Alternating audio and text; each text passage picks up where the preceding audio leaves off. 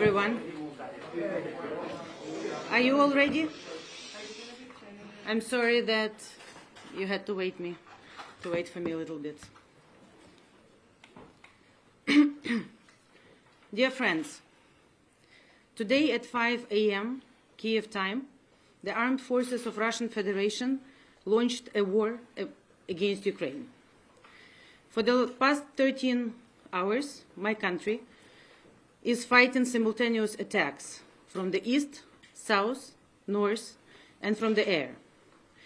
The Russian armed forces began to bomb the infrastructure on the territory of Ukraine, our airports, warehouses, facilities, and also civilian infrastructure. The missile and bombs struck airfields in Boryspil, Ozerne, Kulbakino, Chuguyev, Kramatorsk, Chornobayevka, as well as other infrastructure of the military forces of Ukraine. Make no mistake, it's not a military operation or whatever it was called yesterday in Donetsk or Lugansk. It's a war against Ukraine. The aggressor carried out invasion in many directions, and the Russian aggression took place within the Lugansk, Chernihiv, Sumy, Kharkiv, Zhytomyr, Kherson, and Odessa regions. Heavy fighting is still taking place in Mariupol, Henichesk, Skadovsk, and Chaplinka. Artillery shelling in the areas and settlements continued along the state border and administrative boundary also of the temporarily occupied territory of Crimea. The aggressor state also used the territory of Belarus to launch an attack. They tried to cross the state border with tanks, armored personnel, and military vehicles, and 4 ballistic missiles have been launched towards Ukraine from the territory of Belarus.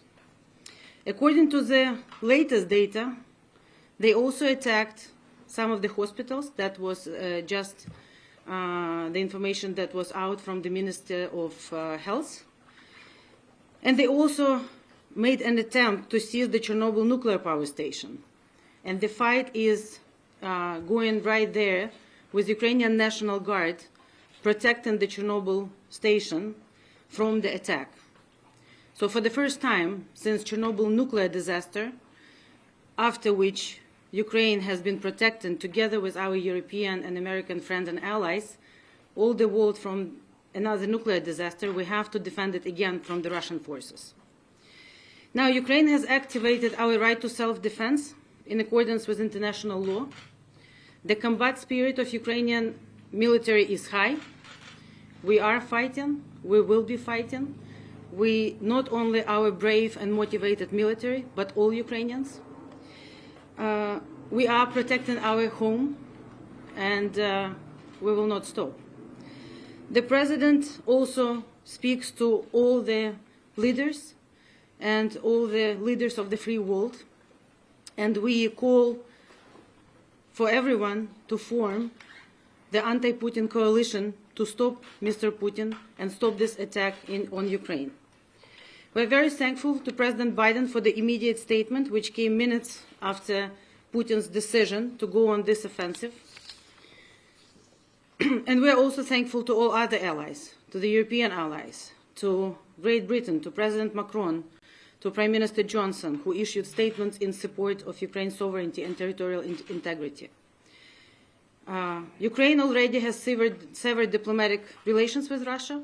We call on all of our friends and allies to do the same.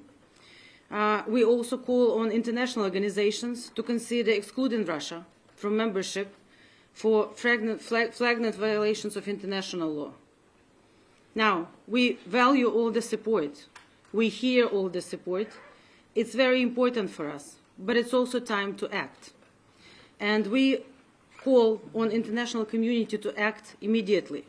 Only our united steps can stop Vladimir Putin and Russian Federation from this attack on Ukraine, from this war, but also from attacking anyone else in the free world. So our partners should immediately enact a package of new sanctions, and we really hope these devastating sanctions will be appropriate for this moment, and Russia will clearly feel that they cannot wage war on an independent sovereign country, because the future of the world order depends on this. So what we ask all of our partners and friends to do now, first, massive sanctions for what Russia did to us in 2014, did to us for the past 8 years, and does now as they waged a full-scale war against Ukraine. Second, all the help our friends and allies can provide us with regard to the defensive capabilities. Our military and every Ukrainian is ready to defend our country. We need help in order to be able to defend our country. And third, humanitarian assistance, because the damages that Russia is inflicting on Ukraine right now are large, and of course the day-to-day life of ordinary people is at risk and is disrupted greatly. Now I would want to finish my statement on saying that just before I came here, we got information from our chief commander that one of the platoons of the 74th motorized brigade from Kemerovska Oblast surrendered, also noting that they didn't know that they were brought to Ukraine to kill Ukrainians, that they thought they were doing something else there. Again, Ukraine is defending our home.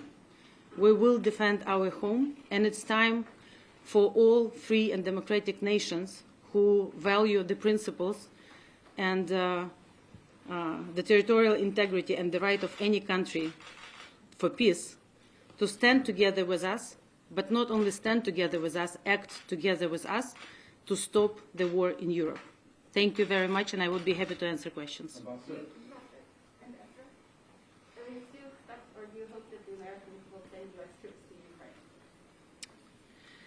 We know that it's, again, Ukraine for, since 2008, announced our clear goal to be part of the European and Euro-Atlantic security system. We are extended opportunity partner with Nato, but we are not part of any of the alliances. So we do not expect anyone to fight for us, but we expect all the help and all the response the West can send to us. At the same time, we are also requesting and would appreciate the peacekeeping operations from the peacekeeping-loving countries, the peace-loving countries, and any support that we can get. Ambassador, Josh Levin with NBC News. Could you elaborate on what you just said? Did you say that a Russian platoon has now surrendered to the Ukrainian military because they were under the impression they weren't going to be fighting Ukrainians? Are those Russian troops now being detained by Ukraine's military? Are they prisoners of war? That's the information that we have received from, and it's official announcement from the our commander, chief commander of the armed forces, that yes, they have surrendered. Do you know how many? And platoon. So I don't know the exact number, but you know. Olivia Gazis with CBS News. Intelligence indicates that the Russians have lists. They intend to decapitate the Ukrainian government, and they have lists of targeted individuals that they could assassinate or send to camps. First, is President Zelensky going to stay in Kyiv at this moment? And second, what is the government doing to protect those people that they know the Russians have identified as targets?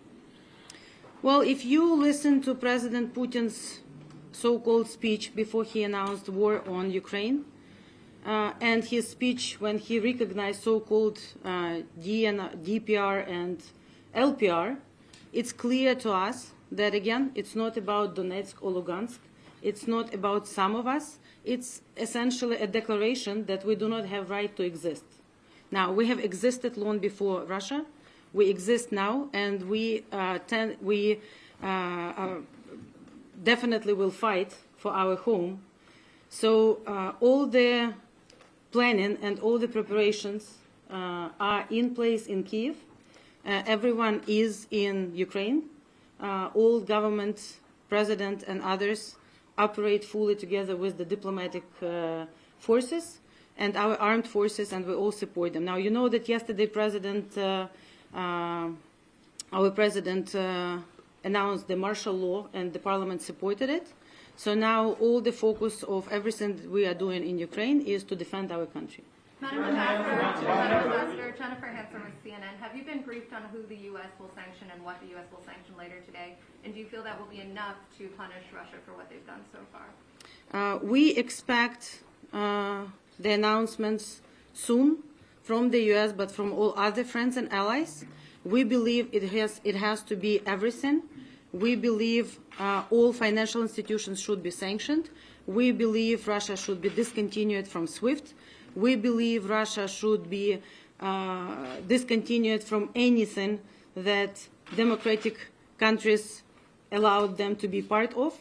We believe that the diplomatic ties should be severed with Russia. We believe that it's the moment when it's not okay for anyone who values peace to continue business as usual with Russia. What if the U.S. doesn't go that far today? What is your message to the president if he doesn't take those actions? Well, we are positive, given our strategic friendship and relations with the United States and the level of support, that U.S. is with us in this fight. Ambassador Dmitry said this off the Financial Times. Boris Johnson right now at the G7 is urging his colleagues to cut Russia off from SWIFT. Has the Biden administration given you any indication that they're really willing to go that far? And secondly, could you give us an update on what is the military situation around Kyiv at the moment in terms of how close the Russians are, what they're doing, and how far into the city they may be getting? On the first question, again, we're talking to all of our friends and allies, and especially with the United States, on the sanctions, and we're in close consultations, and we are looking forward to the announcement, which hopefully will be soon, and that the sanctions will be devastating. And now, yes, we believe and we strongly ask everyone to support the discontinuation of SWIFT, disconnecting Russia from SWIFT.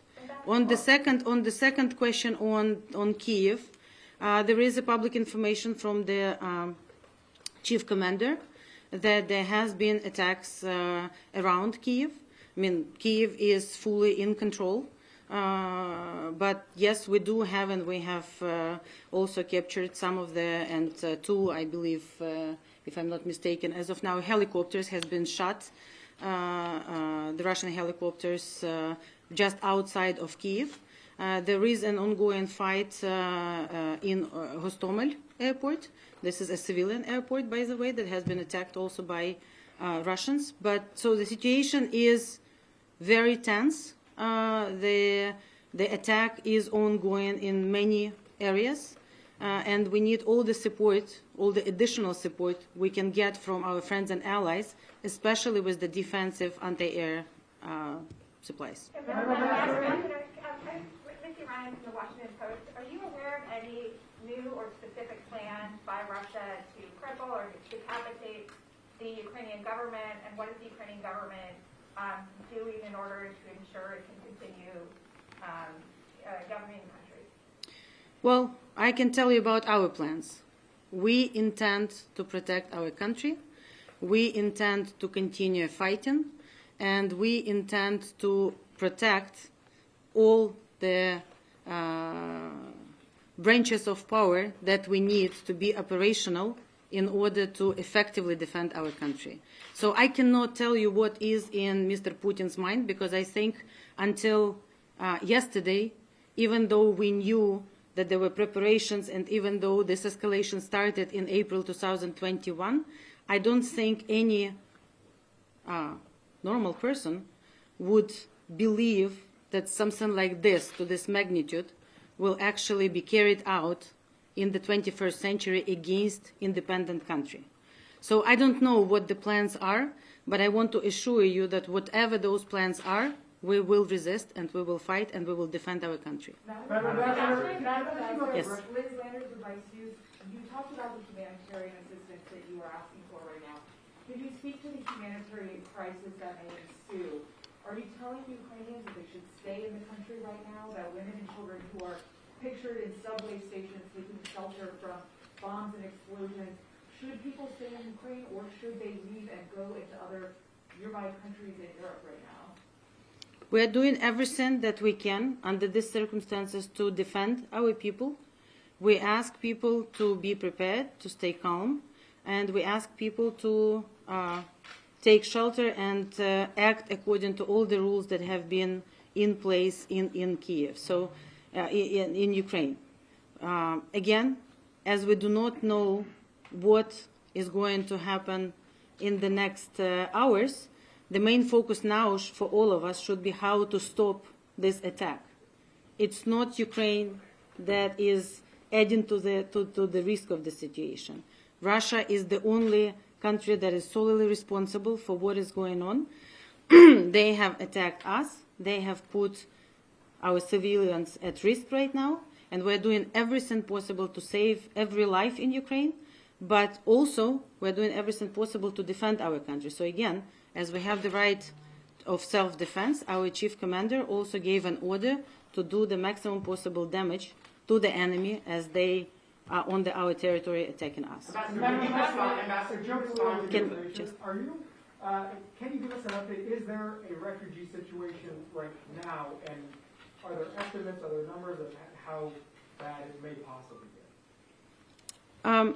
Well, of course, we know that we are trying to help all the people, especially in the areas where the largest combat is.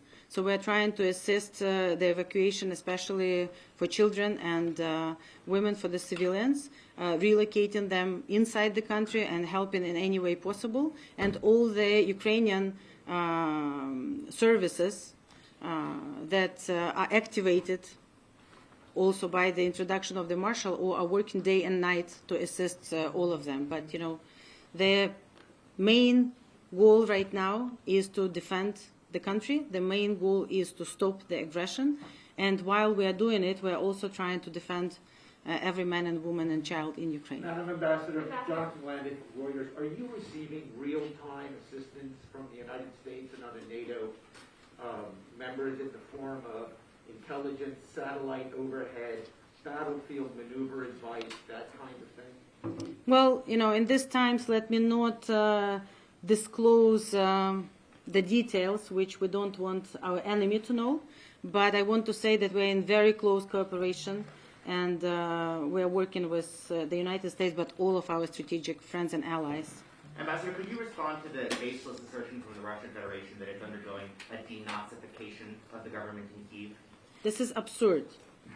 In 2014, Ukraine has chosen a path again to democracy, and we, with the Revolution of Dignity, we said no to Mr. Yanukovych and his cronies, and we said no to his decision to actually stop our move into the European Union. And we said yes to our European future. So since 2014, Ukraine has been not only reforming itself, but preserving and developing a democracy in Ukraine. We are a country that now have our 6th president, and it's all during the same time that Russia has 1 president. So we are a democratic country. All of our friends and allies can attest that Ukraine is a very accepting community, that actually after the freedoms disappeared in Russia, all of the people, many of the people actually, you know, starting from Radio Free Europe and others, found their home in Ukraine, and especially when they were first forced out from Russia and then forced out from Belarus. So I not only reject those claims, they are completely false, and I know that many people of different nationalities call Ukraine their home, and moreover, many people of different nationalities defend their home in Ukraine right now. Madam Ambassador, what assurances have you gotten from the U.S. and other allies that military aid will continue, and is that aid complicated by the full-scale invasion? Of course, it's more difficult than it was before, but it's possible, and that's why we call on all of our friends and allies not only to continue providing us with the military support, defensive support, but also increase it. We need it to defend our country. Ambassador, how do you expect this to end? With our victory. How do you expect this to end? What's going to happen to Ukraine? it will end with Ukraine winning this. Because we are in our home, we are defending our home, we never attacked anyone. Ukraine is a very peaceful country. Even though Russia attacked us in 2014, even though Russia illegally annexed and occupied Crimea and also occupied some parts of Donetsk and Lugansk Oblast, which she occupied them in 2014, and she recently recognized them as the so-called republics. Even though we have all the legal rights to our Crimea and our Donetsk and Lugansk, we never attempted and never had, never started and never intended to return them by military means. And we never planned any advances, military advances there. We always focused only on the diplomatic and political diplomatic solutions. That's why we were so set on making all of the formats, whether we like them or not. But Normandy, Minsk Accords, and all others, we worked day and night in order to find a diplomatic solution. And I would like to remind you that last year, Ukraine has started a Crimean platform, which the inaugural meeting of that Crimea platform was convened when Ukraine celebrated our 30th anniversary of independence in Kiev, and 46 countries actually joined the Crimea platform. And that was a venue and plan how we were going, again, through only peaceful diplomatic measures to restore the territorial integrity of Ukraine. So just to answer this, you know, we were peaceful, we never attacked anyone. It's Russia that attacked us totally unprovoked, and it's a gross violation of international law. Thank you. Ambassador, where is President Zelensky? Is he still in Ukraine? Of course. Our president is in Ukraine, and he leads our nation as we now defend our home. In Kyiv? I will not answer this question, but of course he is in Ukraine. There were estimates, Madam Ambassador, that the capital could fall between 48 and 72 hours after a full-scale Russian invasion. Are you confident the capital can hold? Well, I am positive that we will be able to defend our country if all of our friends and allies will act together with us now. Act on sanctions, act on additional support, and act on all of the assistance that our friends and allies can provide us with. We will defend our country, and we will resist. Madam Ambassador, do you think if the U.S. had imposed stronger sanctions earlier, it could have deterred Putin? Well, we are where we are, right? So let's focus on the sanctions that the United States and other countries will impose right now. This is what matters. I think, you know, the message we all together and the acts, the actual deeds that we all together will do now is what matters. Madam Ambassador? You mentioned the two Russian helicopters that had been shot down, and you mentioned the platoon that has reportedly surrendered. Can you give us an idea of whether or the level of casualties on the Ukrainian side? Yes, we have. Let me see what I have. The up-to-date information. Maybe my general has. My information is not really up to date here. I know that as of this morning, we had 40 Ukrainian servicemen and dozens of civilians killed, and we had several dozens of Ukrainians also wounded. But again, you know, I do not have the up-to-date information right now. But you know, all I can say that we will defend our country, and we are not scared. But also 7 aircraft. Yes. Oh, and 2 helicopters and 7 aircraft. That's the casualties right now on the Russian side, and several trucks, from what I remember. Yes. President Biden is expected to address the nation soon. Is there anything specific you want to hear from him, for you, for the Ukrainian people in this moment? Well, we have heard already, right after the attack started, a very strong message from President Biden. He reacted right away. So right now we are working together, and we are looking forward to the statements of the actions that we will all take together in sanctions, in additional support, and in everything else. So we look forward to the statement. And again, we would like to ask all of our friends and allies right now to act together with Ukraine and to help us to defend ourselves. Thank you. Thank you very much, and I would be happy to see you again or send you more information as situation evolves. Please pray for Ukraine. We all pray for Ukraine, but we also demand justice for our country. Thank you. Can you please clarify the 2 helicopters and 7 aircraft? Those are, did you say they were Russian? Yes. Yes. Thank you. Thank you very much. Thank you.